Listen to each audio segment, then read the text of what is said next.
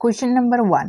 बबे संबिजिरारि सोदांनाय आयेना भट होनायनि बैसोखौ 21 निफ्राय 18 बोसोरसिम बाङाइ खालामदोंमोन? अपसनाव होनाय दङ 61 एमेन्डमेन्ट, 44 एमेन्डमेन्ट, 86 एमेन्डमेन्ट, 56 एमेन्डमेन्ट। अब्ला बेनि थार फिननाया जागोन अपसन नम्बर ए 61 एमेन्डमेन्ट आरो बेखौ 1988 मायथाइयाव बानायनाय जादोंमोन। Question number 2. भारतनि संबिजितनि बबे दफानि सिङाव प्राइभेसिनि मोन्थाइ राइट टु प्राइभेसिखौ रैखाथि होनाय जायो? अब्ला बेनि गाहायाव अपसना होनाय दङ आर्टिकल 32, आर्टिकल 21, आर्टिकल 25, आर्टिकल 19। अब्ला बेनि थार फिननाया जागोन अपसन नम्बर बी आर्टिकल 21। Question number 3. रायजो सभानि मावख'आरि मासिगिरिया सोर? अपसनाव होनाय दङ vice president, president, prime minister, none of this. अब्ला बेनि थार फिननाया जागोन option number A vice president. Question number 4. भारतनि संबिजितनि बबे फारियाव रायजोफोर आरो जुथाइ हायुं आवथायफोरखौ फारिलाइ खालामनाय जादों? अपसनाव होनाय दङ 6th schedule, 2nd schedule, 4th schedule, 1st schedule. अब्ला बेनि थार फिननाया जागोन option number D 1st schedule. Question number 5. भारतनि हादोरगिरि महरै बिसायख'थिनि थाखाय आरजाथाव जानो थाखाय सासे सुबुङा बेनि बैसोखौ आबुं खालामनांगोन?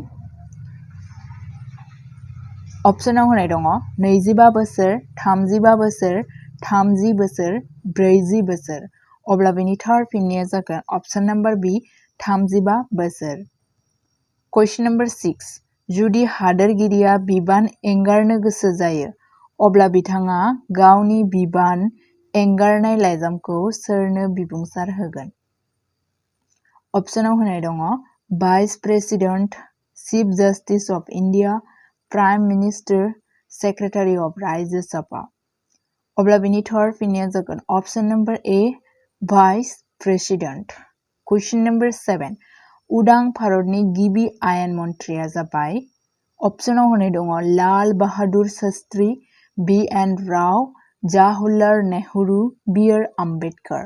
अब्ला बेनि थार फिननाया जागोन अपसन नम्बर डी बी आर आम्बेडकार। Question number 8. भारतनि एटर्नी जेनेरेलखौ बिनि गेजेरजों थिसनथाइ होनाय जायो? अपसनाव होनाय दङ the chief justice of India, the prime minister, the president of India, the governor of India.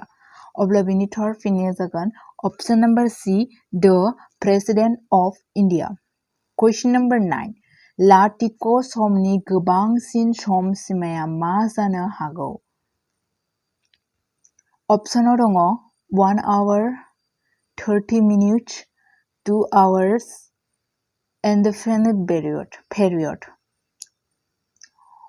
अब्ला बेनि थार फिननाया जागोन अपसन नम्बर ए 1 hour। Question number 10. संसदनि मोननै सदननि जथाइ जथुम्माखौ सोरखौ बुङो? अपसनाव दङ the chief justice of India, द प्रेसिडेन्ट, द लक सभा स्पिकार, द प्राइम मिनिस्टार। अब्ला बेनि थार फिननाया जागोन option number be the president. Question number 11. रायजो सोरखारनि मावफुं गाहाया सोर? अपसनाव दङ द चिफ सेक्रेटारि, द चिफ मिनिस्टार, द गभर्नर, नान अफ दिस।